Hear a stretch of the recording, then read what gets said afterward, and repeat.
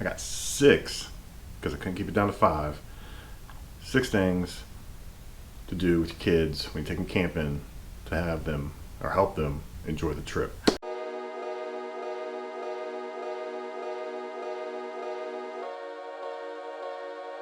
Number 1, patience.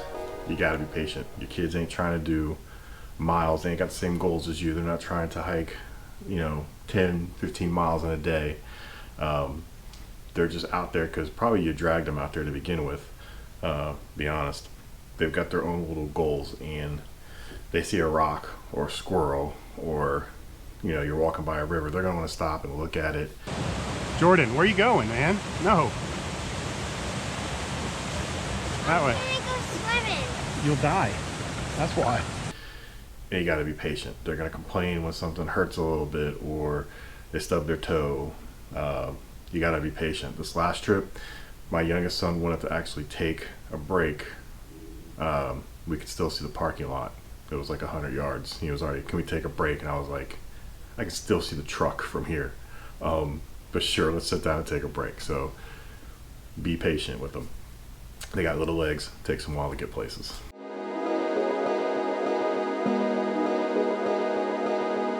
Number 2, this is a big one. Snacks. You gotta have snacks. Bribe them with snacks. Gummy worms.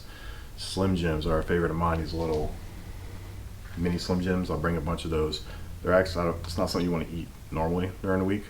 But when you're hiking, they've got a lot of protein and salt in them, and they're the little tiny ones. So there's actually a good food to eat while you're hiking. Helps with dehydration and the protein. So they love those things. It's almost like the carrot and the stick. I'll just dangle one of those little meat sticks, is what we call them, in front of them, and they'll truck their little legs along to keep up and get some meat sticks. But any other kind of snacks you can get. Kids love snacks. I guess adults do too. I love snacks. Who doesn't love snacks? I love snacks. Number 3. This is a really big one, especially if you have a girl, a daughter. My daughter's 9, and this is probably her 3rd or 4th trip. Bathroom plans. Bathroom plans. A lot of the trip is going to revolve around the bathroom, especially for little girls. It almost seems like the entire trip sometimes can be encased by the bathroom. When can I go to the bathroom? How am I going to go to the bathroom? Where do I go to the bathroom? And I guess her bladder is like, the size of a peanut, because my daughter probably goes to the bathroom at like 5 times throughout the night.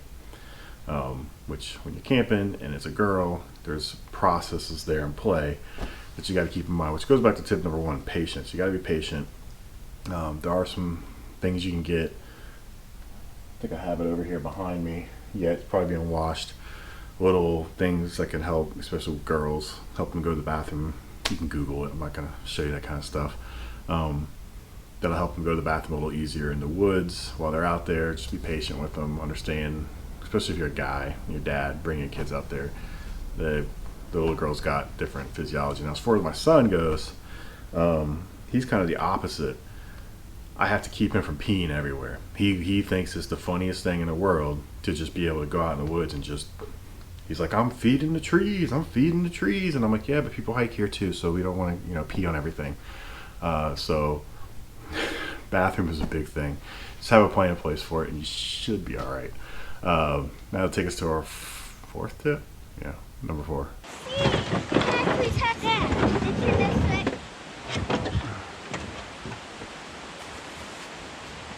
Because I don't know where it is. It's in the pocket in front of your seat.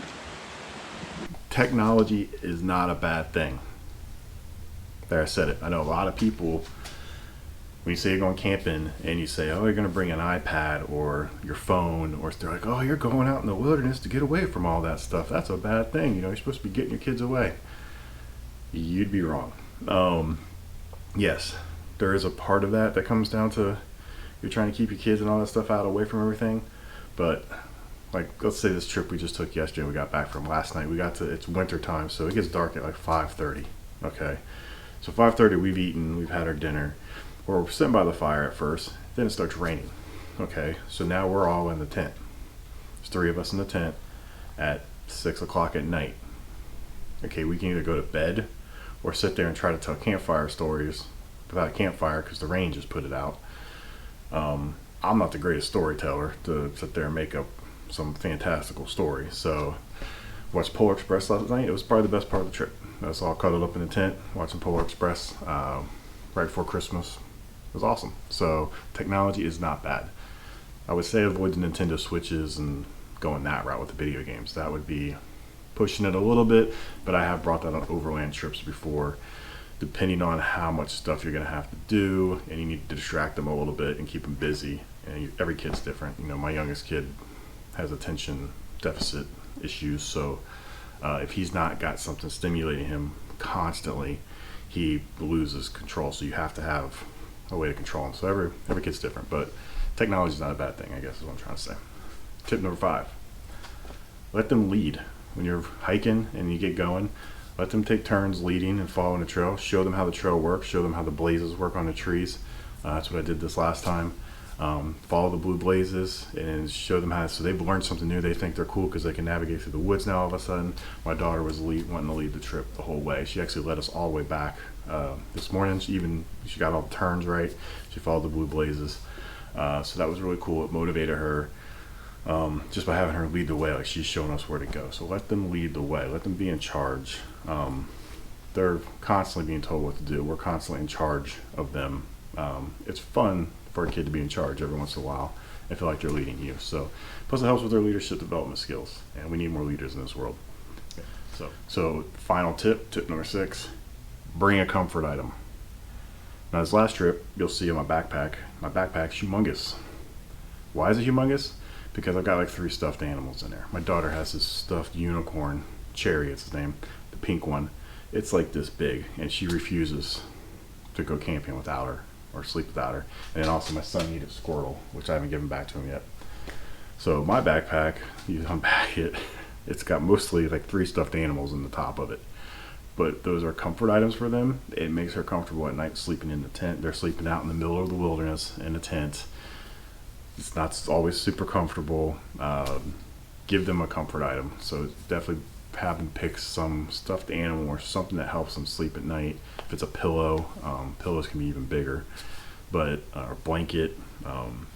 Have them bring that comfort item. It helps a lot with them feeling like they're at home and in bed, getting ready for bed. So then you combine that comfort item with, like, say the 3 of you cuddled up in the tent watching a movie like Polar Express last night. They were relaxed. My son passed out. It was good. Everything went off without a hitch. So I'll leave it at that. That's 6 little parenting tips. I haven't seen a lot of videos on parenting tips for hiking with kids. That's one thing I've seen. Like, one thing, Dan Becker has like a video out with his kids once or twice and gives a couple tips similar to this, but a couple extra things that I kind of picked up on that I do. But I know most people that are watching hiking videos and stuff are the younger guys. They're out there, got to get 20 miles in a day. They're not worried about kids and all that stuff. So coming from a dad who's got little kids, I can't always go hiking solo because I have a family to take care of. So the best thing to do is try to combine the 2 of them. And if you can combine the 2 of them, you just got to make some adjustments for when you bring the kids. And so just some tips that I kind of have figured out over this past year, just taking my kids out here and there for different trips, either overlanding trips, hiking trips, and just campsite trips. I've done all 3 with them. So hope this helps anyone else out there like me.